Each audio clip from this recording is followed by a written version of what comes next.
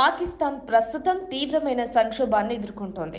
దేశమంతటా నిరసనలు మొదలుతున్న వేళ పరిస్థితులు నియంత్రణకు రావడం కష్టంగా మారుతోంది. ఇటీవల పరిణామాల్లో సింధ్ రాష్ట్ర హోంమంత్రి జియావుల్ హసన్ నివాసంపై ఆందోళనకారులు దాడి చేసి అనంతరం ఇంటికి నిప్పుపెట్టిన ఘటన దేశాన్ని కుదిపేసింది. ఈ ఉద్రిక్తతలకు నేపథ్యం భారతదేశం తీసుకున్న నిర్ణయం. పహల్గాం ఉగ్రదాడి నేపథ్యంలో సింధు నదీ జలాల వినియోగంపై భారత్ మద్దతుగా తీసుకున్న గట్టి చర్యలు పాక్ ప్రజల ఆగ్రహానికి కారణం ముఖ్యంగా నీటి కొరత వల్ల కష్టపడుతున్న ప్రజలు ప్రభుత్వంపై తీవ్ర అసంతృప్తిని వ్యక్తం చేస్తున్నారు. దీంతో నిరసనలు తీవ్ర రూపం దాల్చాయి. హోంమంత్రి ఇంటిని తగలబెట్టడం, పోలీసులపై దాడులు జరగడం వంటి ఘటనలు చోటు చేసుకున్నాయి.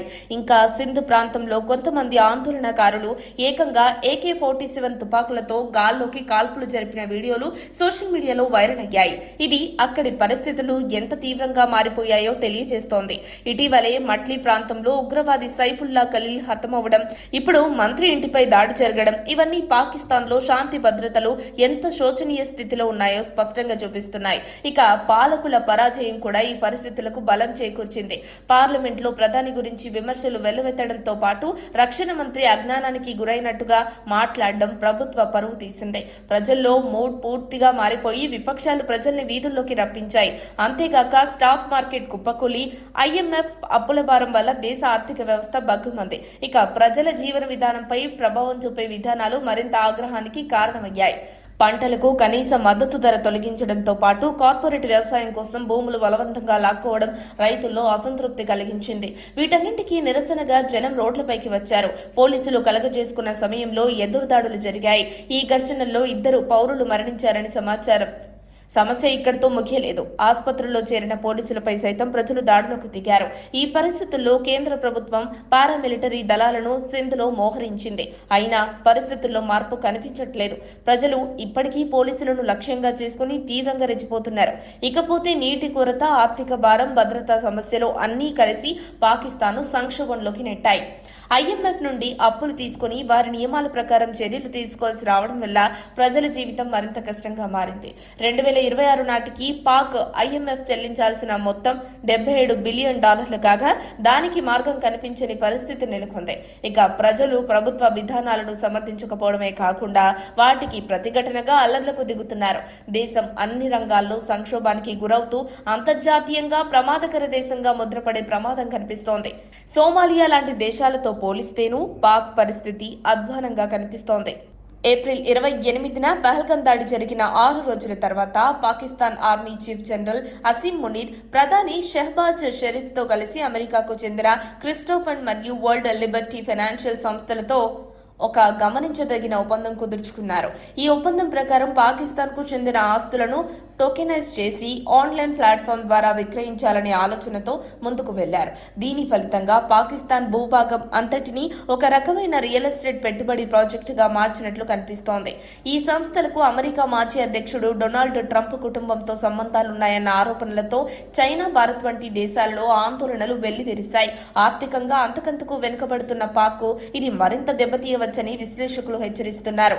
బలూచిస్తాన్లో పాకిస్తాన్కు వ్యతిరేకంగా శక్తివంతమైన ఉద్యమం కొనసాగుతోంది.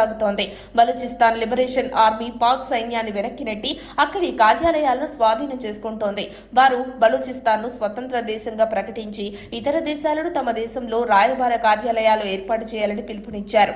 ఐక్యరాజ్య సమితిని కూడా ఈ విషయం గురించి దృష్టి సారించమని కోరారు.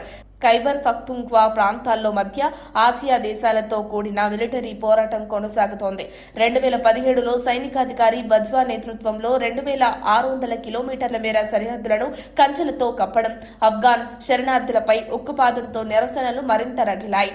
పాక్ సైన్యం చేస్తున్న ఒత్తిడి, ఉగ్రవాద సంస్థలతో ముడిపడిన వ్యవహారాలు దేశం లోపలే కాకుండా బయట దేశాలకు ప్రమాదకరంగా మారుతున్నాయి. మునీర్ ప్రస్తుత చర్యలు చూస్తే దేశాన్ని ఒక రకంగా అమెరికా ఆధీనంలోకి తీసుకువెళ్లే యత్నం భావిస్తున్నారు. ట్రంప్ ఆధ్వర్యంలో అణు లీకేజీ వార్తల నేపథ్యంలో అమెరికా తక్షణ సహాయం కోరిన పాకిస్తాన్ భవిష్యత్తులో అధికారంలో ఉండేందుకు మునీర్ వ్యూహాత్మకంగా ముందుకు సాగుతున్నట్లు విశ్లేషణలు చెబుతున్నాయి. పాక్ మునీర్కు అత్యున్నత ర్యాంక్ అయిన ఫీల్డ్ మార్షల్ హోదా ఇవ్వడమే కాదు, ప్రధానిని మించిన అధికారంతో వ్యవహరిస్తున్నట్టు స్పష్టమవుతోంది. ఉగ్రవాదుల్ని ప్రోత్సహించడం, ఆపరేషన్ సింధూర్పై నిర్లక్ష్యం, అణుముప్పు విషయాన్ని అమెరికాకు తెలియజేయడం ఇవన్నీ ఆయన వ్యూహంలో భాగమే.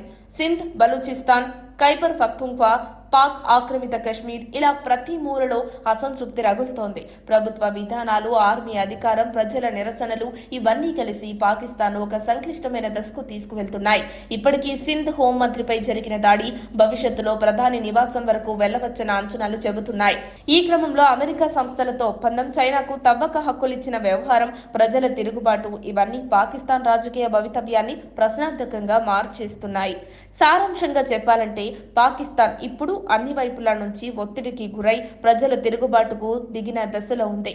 ఇది కేవలం ప్రభుత్వ వైఫల్యాన్ని కాదు, దేశం ఎదుర్కొంటున్న అసలు అసమానతలను బయటపెడుతోంది. మరిన్ని అప్డేట్స్ కోసం మా కాయ్ టీవీని సబ్స్క్రైబ్ చేసుకోండి. మా వీడియో కనుక మీకు నచ్చినట్లయితే లైక్ చేయండి, షేర్ చేయండి. మీ విలువైన అభిప్రాయాలను కామెంట్ బాక్స్లో తెలియజేయండి.